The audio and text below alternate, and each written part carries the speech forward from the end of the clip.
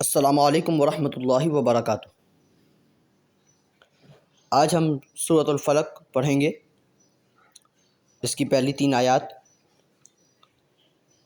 سورۃ الفلق میں جس اصول کا ہم نے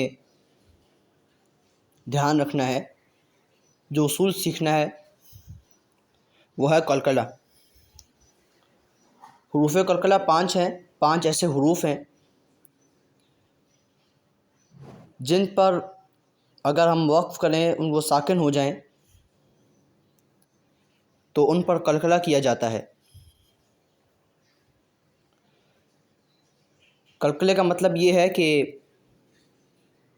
اگر قلقلہ نہ کیا جاتا تو پھر تو ہم نے اس کو پڑھنا تھا قل اعوذ برب الفلق، فلق، لیکن چونکہ قوف پہ قلقلہ ہوتا ہے جب وہ ساکن ہو۔ ویسے تو قوف کے نیچے زیر ہے، لیکن جب ہم یہاں پہ وقف کریں گے، قوف کو ساکن کریں گے، تو اس لیے جب ہم یہاں رکیں گے تو قوف پہ ہم نے قلقلہ ظاہر کرنا ہے۔ قل اعوذ برب الفلق، فلق۔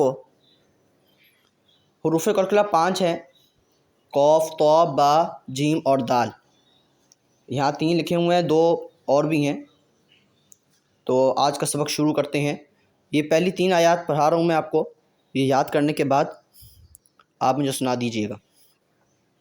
اعوذ باللہ من الشیطان الرجیم، بسم اللہ الرحمن الرحیم، قل اعوذ برب الفلق، من شر ما خلق۔ من پہ چونکہ نون ساکن ہے تو یہاں پہ غنہ کریں گے، اس کے بعد آگے پڑھیں گے من شر ما خلق، قوف پہ قلقلہ کریں گے من شر ما خلق، ومن شر غاسق اذا وقب، اذا وقب۔ ومن پہ یہاں پہ بھی نون ساکن ہے، اس پہ غنہ کریں گے، اور آگے جو با ہے، با کو ہم نے وقف میں ساکن کیا تو با پہ ہم قلقلہ کریں گے۔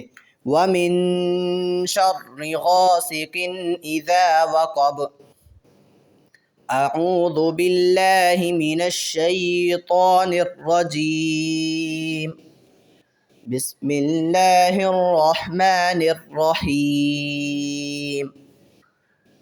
قل اعوذ برب الفلق، من شر ما خلق، ومن شر غاسق اذا وقب، اعوذ باللہ من الشیطان الرجیم، بسم اللہ الرحمن الرحیم،